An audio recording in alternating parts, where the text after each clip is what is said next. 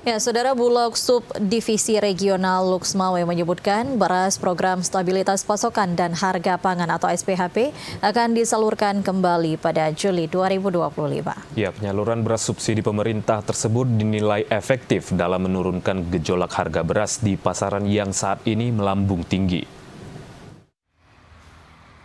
Bulog Subdivisi Regional Luxmawe menyebutkan pemerintah melalui Badan Pangan Nasional telah menghentikan sementara penyaluran beras program stabilitas pasokan dan harga pangan atau SPHP sejak Februari 2025 lalu. Selama penghentian penyaluran, Bulog diminta untuk menyerap gabah dari petani. Kepala Bulog Subdivisi Regional Luxmawe Muhammad Iqbal menyebutkan jelang Hari Raya Idul Fitri lalu, beras SPHP sempat disalurkan kembali di pasaran, namun setelah itu kembali dihentikan. Bulog saat ini telah mendapatkan informasi dari Badan Pangan Nasional bahwa beras SPHP akan kembali disalurkan ke pasaran pada Juli 2025. Penyaluran beras subsidi pemerintah tersebut dinilai efektif dalam menurunkan gejolak harga beras di pasaran yang saat ini melambung tinggi, yakni mencapai Rp16.000 per kilogram untuk beras kualitas premium. Kenaikan ini dipicu ketersediaan gabah di tingkat petani yang mulai menipis serta kekosongan beras SPHP di pasaran.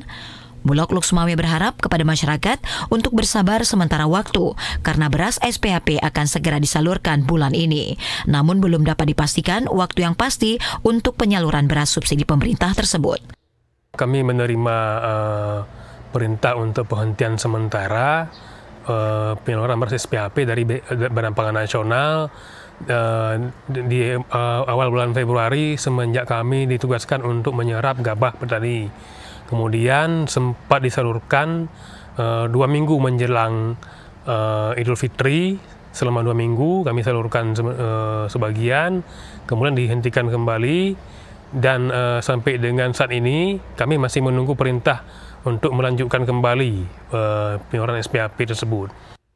Stok beras di gudang Bulog Subdivisi Regional Luxmawe sebanyak 41.500 ton, terdiri dari beras ekspor tahun 2024 sebanyak 6.700 ton dan stok beras hasil pengadaan dari dalam negeri atau dari petani sebanyak 25.300 ton.